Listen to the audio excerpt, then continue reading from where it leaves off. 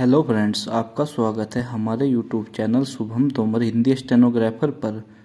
यह डिक्टेशन रामधारी सिंह दिनकर भाग 1 से 80 शब्द प्रति मिनट की गति से होगा। Dictation start.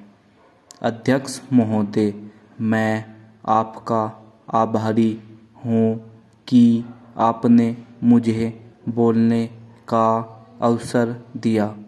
इस देश के वर्तमान बाहरी संकट के समय में और ख़ासतौर से उस समय जबकि हम लड़ाई से अभी निर्वृत्त हुए हैं और आकाश में लड़ाई के बादल दूसरी तरफ से आने शुरू हुए हैं, हमारे अर्थमंत्री ने जो बजट पेश किया है वे इसके लिए बधाई के पात्र हैं। यद्यपि भिन्न भिन्न पहलुओं को लेकर आलोचनाएं की गई हैं, लेकिन यदि उनकी कठिनाइयों को भी देखा होता कि राष्ट्र को किन किन संकटों का सामना करना पड़ता है, इस बात पर भी अगर मेरे से पहले बोलने वाले वक्ताओं ने विचार किया होता तो मेरा विश्वास है कि उनकी आलोचनाओं का आधार कुछ दूसरा होता। उन्होंने ऐसे कठिन अवसर पर यह एक संतुलित बजट पेश किया है, उसके लिए मैं उन्हें बार बार बधाई देता हूँ, लेकिन साथ ही साथ मैं अपना यह फर्ज समझता हूँ कि कुछ ऐसे विचार भी उनके सामने पेश करूँ जिससे उनकी कठिनाइयाँ कुछ हल हो जाए।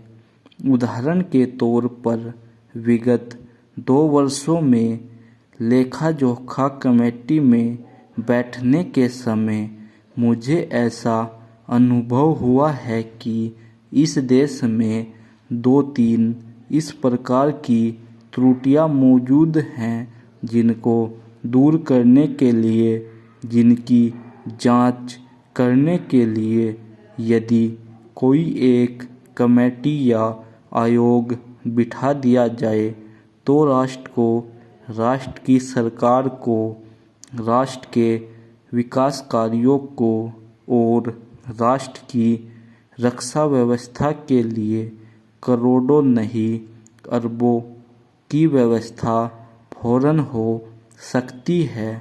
सिर्फ शासन को जागरूक होकर कुछ कदम उठाने की आवश्यकता है।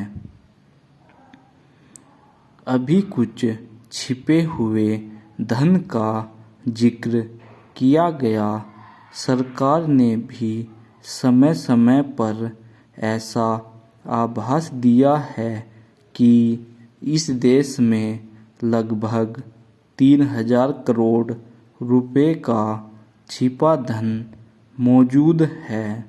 स्वयं मैं समझ नहीं पाता हूँ कि जब सरकार ऐसा महसूस करती है तो इसकी व्यवस्था करने में उसको दिक्कत क्या आ रही है।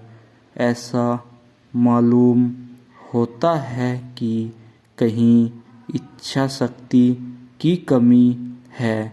भारत की जनता ने इस सरकार को इतना शक्तिशाली बनाया है कि उसने संकट की घड़ी में उस दुश्मन के दांत खट्टे किए जिसके कि ऊपर अमेरिका और इंग्लैंड जैसी शक्तियों का अटूट सहारा था और जिसको कि उन्होंने हमारे विरुद्ध उकसा कर खड़ा किया था और अपना पूरा सहयोग दिया था।